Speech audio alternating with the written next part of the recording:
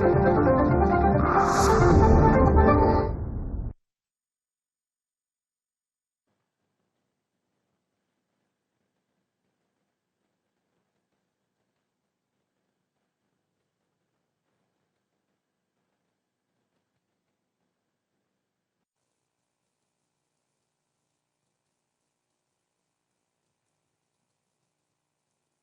dear students, I am Dr. Murlidhar Vetallu, working as a chemistry teacher in Ferguson College, Pune.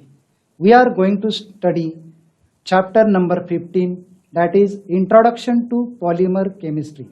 In this session, we will study preparation methods of polymers, properties and uses of polymers. So let us start with PowerPoint presentation. So we are going to study preparation, properties and uses of different polymers. So first polymer we are going to study rubber. Elastomers are popularly known as rubbers. For example, balloons, shoe soles, tires, surgeon's clothes, garden hose are made from elastomeric material or rubber. What is natural rubber? It is a high molecular mass linear polymer of isoprene, that is, it is obtained from the monomer isoprene. Its molecular mass varies from 130,000 unit to 340,000 units. That is number of 2,000 to 5,000. Monomer is isoprene. Isoprene is the common name and its IUPAC name is 2-methyl-1,3-butadiene. This is the structure of this compound, that is isoprene. Here there are 4 carbon atoms in the longest chain and 2 double bonds. First double bond starts with carbon number 1 and second double bond starts with carbon number 3. And there is one branching of methyl group which is present on carbon number 2 and therefore its IUPAC name is 2-methyl-1,3-butadiene. Now here reaction is shown for the formation of this cis polyisoprene from the monomer isoprene, that is 2-methyl-1,3-butadiene. This 2-methyl-1,3-butadiene on polymerization gives this cis polyisoprene. Properties of polyisoprene are: molecule has cis configuration of the carbon-carbon double bond, that is, towards one side of the carbon-carbon double bond similar groups are there, that is CH2CH2. Such a configuration or geometry is known as cis geometry. Here it consists of different chains held together by weak van der Waals forces and has coiled structure. It can be stretched like a spring and exhibits elastic property.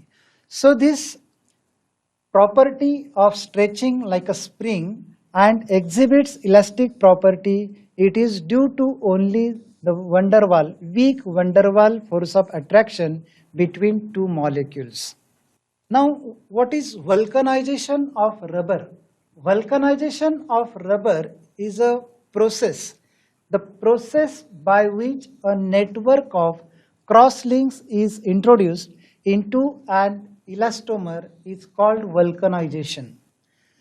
Sulfur vulcanization is the most frequently used process in which sulfur forms cross-links between polyisoprene chains, which enhances the properties like tensile strength, stiffness, elasticity, toughness, etc. of natural rubber. So here this molecule is shown. Here there are two linear chains of isoprene, and between these two linear chains there is a cross-linking of sulfur. This introduction of cross-linking between two linear chains is known as vulcanization of rubber, and this vulcanization improves the properties of rubber, and that properties are tensile strength, stiffness, elasticity and toughness. So dear students, you to remember here, these properties to the rubber are due to only sulfur vulcanization. Now next rubber is polythene. All of you know polythene is obtained from the monomer ethene. Polythene is the simplest and most commonly used hydrocarbon thermoplastic having structure CH2CH2 unit. So it is a unit of polythene. Polythene is of two types. What are these two types? First is LDP, that is low density polythene, and second is high density polythene, that is HDP. Let us study one by one. First, low density polythene, that is LDP. This LDP is obtained by polymerization of ethylene, that is ethene, under high pressure, that is 1000 to 2000 atmosphere, and high temperature of 350 to 570 Kelvin is used. And also this reaction is carried out in presence of traces of oxygen or peroxide as an initiator. So remember, what is the purpose of using these traces of O2 and peroxide? It is used as an initiator in this reaction. So when this ethylene is treated in these conditions, it gives LDP. The mechanism of this reaction involves free radical addition and hydrogen atom abstraction. Already we have studied what is free radical mechanism in previous session. The latter results in branching, and as a result the chains are loosely held and polymer has low density. So remember student, this low density property is obtained due to the branching only.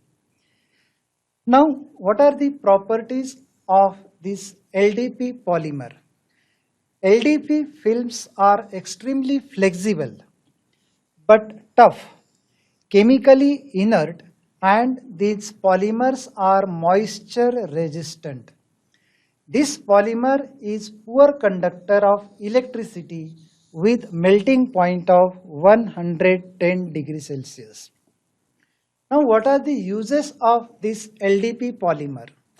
This LDP polymer is used in preparation of pipes which are used for agriculture, irrigation, domestic water line connections, as well as insulation to electric cables. Second use of this LDP is it is also used in submarine cable insulation. That means cable which are used in underwater, these cables are insulated by using this LDP. It is used in producing extruded films, sheets, mainly for packaging and household uses like in preparation of squeeze bottles, attractive containers. Some attractive container picture I have shown here. These are made up of LDP, that is low density polythene. In this way, it is a preparation method of LDP, properties and uses we have studied here. Next is HDP, that is high density polythene. It is also obtained from ethylene, but the reaction conditions are little bit different. It is essentially a linear polymer with high density due to close packaging. It is obtained by polymerization of ethene in presence of Ziegler-Natta catalyst. It is a catalyst which is obtained from D block elements, which is a combination of triethyl aluminum with titanium chloride. So you to remember what is this Ziegler-Natta catalyst. So remember dear students, Ziegler-Natta catalyst is nothing but combination of triethyl aluminum with titanium chloride, and this reaction is carried out at the temperature 333 to 343 Kelvin and in presence of pressure 6 to 7 atmosphere. So in this way, when this ethylene is treated at high temperature using catalyst, it gives HDP, that is high density polythene. Now what are the properties of this HDP polythene? This HDP polythene is crystalline in nature. Its melting point is 144 to 150 degrees Celsius. It is much stiffer than LDP. This is the important property. It is much stiffer than LDP. High tensile strength and hardness is also there for this high density polythene. It is more resistant to chemicals than LDP. Now what are the uses of this HDP? It is used in manufacture of toys. Therefore, I have shown here picture of toys, and the material is used for this making these toys are HDP. Then it is also used in household articles like buckets, dustbins, bottles, pipes, etc. These HDP are also used to prepare laboratory wares and other objects where high tensile strength and stiffness is required. Practical which we carry out in the laboratory, that material, that is some instruments or apparatus used in laboratory, are made up of this high density polythene. So in this way we have studied here high density polythene preparation, properties and uses. Next polymer is Teflon. Now what is this Teflon? Chemically this Teflon is polytetrafluoroethylene, and this polytetrafluoroethylene name is obtained from its monomer, and it is tetrafluoroethylene, that is CF2 double bond CF2. It is the fluorine derivative of ethylene. That means all 4 hydrogen atoms from ethylene are replaced by 4 fluorine atoms, and therefore it is the derivative of ethylene CF2 double bond CF2, which is known as tetrafluoroethylene. It is a gas at room temperature. Tetrafluoroethylene is polymerized by using free radical initiators such as hydrogen peroxide or ammonium persulfate at high pressure. That means the role of this hydrogen peroxide is to provide free radical, and therefore this reaction is carried out. So here reaction is given, that is n number of tetrafluoroethylene when treated in presence of peroxide, it undergo polymerization to give PTFE, that is polytetrafluoroethylene. So remember students, when you are going to write the reaction for polymerization, then you to write this N here before the reactant, because it indicates number of monomers, and in polymer formula you to write this N after the formula, that is it indicates there is a long chain of so many repeating units. Now what are the properties of this Teflon? It is very tough and chemically inert, and also it is resistant to heat and attack by corrosive reagents. Carbon-fluorine bond is very difficult to break and remains unaffected by corrosive alkali organic solvents. So remember, this is the reason why this Teflon is unaffected by corrosive alkali or organic solvent, because this carbon-fluorine bond in this polymer is very difficult to break. Now what are the uses? It is used in non-stick cookware, oil seals and gaskets. So in this way, students, here we have studied preparation method of Teflon, properties of Teflon and uses of Teflon.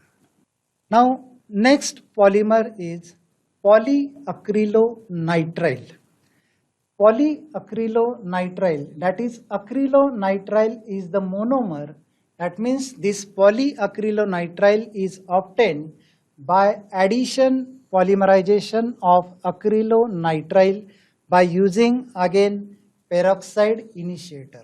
So again here peroxide is used for the initiation of reaction which takes place by free radical mechanism. So here again monomer is vinyl cyanide.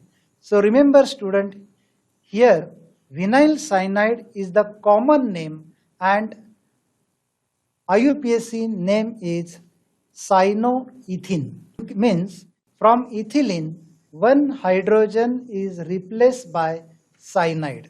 So acrylonitrile and vinyl cyanide are the common names and cyanoethene is the IUPAC name. So when this cyanoethene, acrylonitrile or vinyl cyanide is polymerized in presence of peroxide, it gives the polymer that is PAN, PAN for polyacrylonitrile, or it is also known as Orlon. Remember dear students, for MCQ question there may be the question on this Orlon name. So remember Orlon is the another name of polyacrylonitrile. This polyacrylonitrile resembles wool and is used as a wool substitute and for making Orlon, or it is also known as acrylan. And therefore here picture I have shown here which is wool, that is the clothes, different clothes we wear here. Next is polyamide polymers. Generally they are known as nylons. That means polyamide polymers, that is the polymers which contain polyamide linkage, that is known as nylons. Nylon is the generic name of the synthetic linear polyamides which is obtained by the condensation polymerization between dicarboxylic acids and diamines by the self-condensation of an amino acids or by the ring opening polymerization of lactams. In the previous session we have studied what is the condensation polymerization. There is condensation or combination of two different monomers by eliminating some small molecules like methyl alcohol, water or HCl. So that is the condensation polymerization reaction. These polyamide polymers contain CONH linkage and this CONH linkage is known as amide linkage. This group has the inter-unit linkages. It is known as amide linkage. So remember students, nylon contains CONH, that is amide linkage. Important polyamide polymers are nylon 6,6 and nylon 6. So let us study first nylon 6,6 polymer in details. Now first you to remember what are the monomer of nylon 6,6. Dear students, remember for every polymer you should remember what are the monomers for that particular polymers. Also you to remember its common name, industrial name, commercial name and IUPAC name also. Because in board exam they can be asked a question by using any type of name, and that's why you to remember all the types of names. So here for nylon 6,6 there are two monomers. First is hexamethylene diamine whose IUPAC name is hexane 1,6-diamine, and adipic acid whose IUPAC name is hexane 1,6-dioic acid. Here structure for hexamethylene diamine is shown. Here why it is hexamethylene? Because there are 6 CH2, that is 6 methylene groups are there, and to each terminal methylene group NH2 group is attached, and therefore total in this structure 2 methylene groups are there, and therefore hexamethylene diamine is the common name of this monomer. Hexa means 6, methylene means CH2 group, di means 2, and amine means NH2 group. Therefore, it is hexamethylene diamine whose IUPAC name is hexane 1,6-diamine. That means 2 amino groups are present or attached at first and sixth carbon atom. That is hexane 1,6-diamine. Another monomer of this nylon 6,6 is adipic acid. It is the common name. And what is the IUPAC name of this adipic acid? That is hexane 1,6-dioic acid. That means total number of carbon atom present in this adipic acid are 6, and carboxylic groups are there at 2 terminal atoms. That means at the position of carbon number 1 and carbon number 6. And in IUPAC nomenclature, the suffix is used oic acid, and therefore its IUPAC name is hexane 1,6-dioic acid. Students, here in the reaction, when hexamethylene diamine is combined with adipic acid, that means when these two monomers are heated, then it gives nylon salt. This is the formula for nylon salt. Here in the structure of this nylon salt, there is NH3 having positive charge on nitrogen. See here how this positive charge is obtained on nitrogen. In hexamethylene diamine, there is one NH2 group. So, lone pair of electron present on nitrogen abstract this hydrogen and it becomes NH3+. So, in this way, there is a formation of nylon salt which is formed by condensation of hexamethylene diamine and adipic acid. So, this nylon salt, when this nylon salt is heated strongly, then one water molecule is eliminated from this nylon salt and it gives nylon 6,6 as the polymer. So here how this H2O, that is water molecule, is eliminated. One oxygen in water is obtained from this oxygen and 2 hydrogen atoms from this nitrogen, that is NH3. So in this way, from this side, H2O is eliminated when this nylon salt is heated at high temperature, that is 553 Kelvin and high pressure. So it gives this nylon 6,6 polymer. Now why this polymer is known as nylon 6,6? Because there are 2 monomers. One is hexamethylene diamine and another is adipic acid. In both these monomers, there are 6 carbon atoms present in each monomer, and therefore this polymer is known as nylon 6,6. Now it is a polyamide polymer. That means there are so many amide linkages. That is, this NH-C double bond O linkage is known as amide linkage, and so many linkages are there in the polymer, and therefore it is known as polyamide polymer. Both the monomers contain 6 carbon atoms each, and hence the name of nylon is given nylon 6,6. So students, remember, there may be the question why there is the name for this polymer nylon 6,6. Then what are the properties of this nylon 6,6? It is high molecular mass, molecular weight or molecular mass of this nylon 66 is very high, that is 12,000 to 15,000 unit. It is linear condensation polymer, that is it is obtained by the condensation of two monomers. It possesses high tensile strength, does not soak in water. So these are the properties of this polymer, that is nylon 66. Now uses. It is used for making sheets, bristles, for brushes, surgical sutures, textile fabrics, etc. So in this way, this is the polymer, that is nylon 66. Another polyamide polymer is nylon 6. It is obtained from this epsilon caprolactam.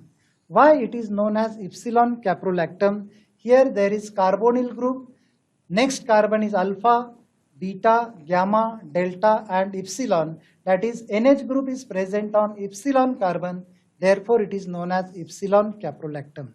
When this epsilon caprolactam is heated at the temperature 533 and 543 Kelvin, then this nylon 6 polymer is obtained. Now why it is known as nylon 6? Because this single monomer epsilon caprolactam contains 6 carbon atoms and therefore it is known as nylon 6. Due to its high tensile strength and luster, nylon 6 fibers are used in the manufacture of tire cords, fabrics and ropes. So in this way, student, this is the nylon 6 polymer. For each and every polymer, you must know the different monomers, because in board exam they can be asked the question, what are the monomers of the so and so polymer? So for every polymer, you should know the monomers for that particular polymer. Next is polyester, that is terylene. Polyester, that is terylene, this polymer contain ester linkage and therefore they are known as polyester. The best example of polyester polymer is terylene. What are the monomers of this polymer? Monomers are ethylene glycol and terephthalic acid, correct? So these are the two monomers. That means what type of polymer it is? It is a copolymer which we have studied in classification of polymer. So in this way, dear students, in this session we have studied method of preparation of some polymers, properties and their uses in our daily life. Thank you.